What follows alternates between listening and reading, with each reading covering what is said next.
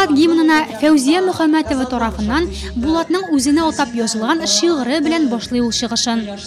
Мин дә Газиз туган җирнең энчегәй бер-бертеге өзлегемдән нурлатымның милли хис салган йиге. Татар егете 2017 конкурсының финалы Йоршолы шәһәрендә уза. Визит карточкасыннан тыш Булатка үзенең физик әзерлеген һәм кул эшләренә булган осталыгын күрсәтергә туры килә.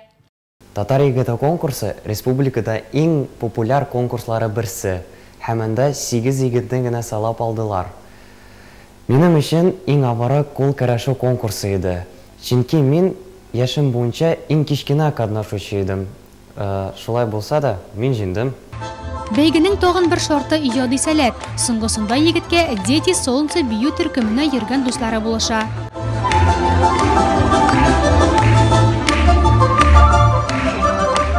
Мин сәхнәдән куркмыйм. Бу минем өчен иң зур плюс булды. Чөнки 7 яшьтән мин биим. Конкурс миңа бик ошады. Мин күп яңа дуслар таптым. Хәзер дә алар белән аралашам. Табигый мөлаемлыгы, елмаю һәм талант үзенекен итә. Булат конкурста иң җитез егет номинациясендә җиңү яулый.